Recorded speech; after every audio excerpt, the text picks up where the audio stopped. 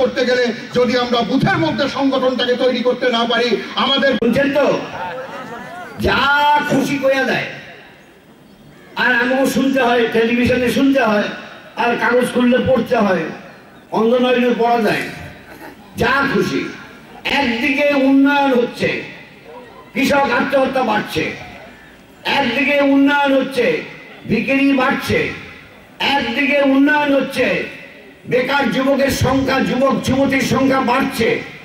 তাহলে উন্নয়নটা কার? হ্যাঁ ঠিক হয়েছে, উন্নয়ন হয়েছে। উন্নয়নটা তৃণমূল কংগ্রেসের নেতা নেত্রী, তাদের উন্নয়ন হয়েছে। ওদের কিন্তু পকেট ভারী হয়েছে, ওদের উন্নয়ন হয়েছে। এখন এই ধরনের অবস্থায় দাঁড়িয়ে লড়াই করতে হবে। নেত্রীর সাথে কথা না বলে বলবেন না, জোট সিপিএম এর ভূমিকাটা কি থাকবে? আগে কংগ্রেস কিছু কথা বলুক, কংগ্রেসের হাইকমান্ড কথাটা বলুক, তারপরে ভূমিকার কথা আসবে, তখন ভূমিকা হবে। আগে কথা বলুক, তারপর তো ভূমিকা হবে।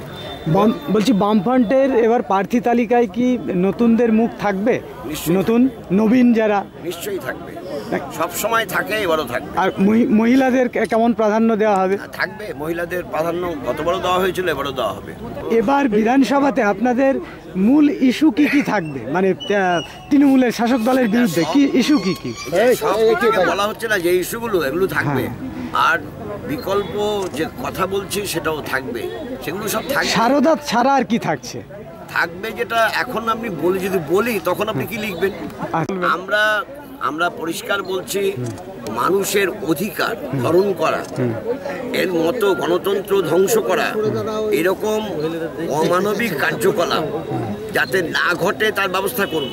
যেমন 1977 সালে সরকার গড়ে ওঠার পর প্রথম মন্ত্রিসভার বৈঠকে সিদ্ধান্ত করা হয়েছিল যত রাজবন্দী আছে তাদের মুক্ত করা হবে, মিথ্যা মামলা যত আছে সব প্রত্যাহার করা হবে। পরপর সেই কাজ করা হয়েছিল। এখন আবার সেই রকম কথাই বলতে হবে, কারণ এখন তো মিথ্যা মামলা আছে, অনেক বন্দী আছে, আবার বলতে হবে।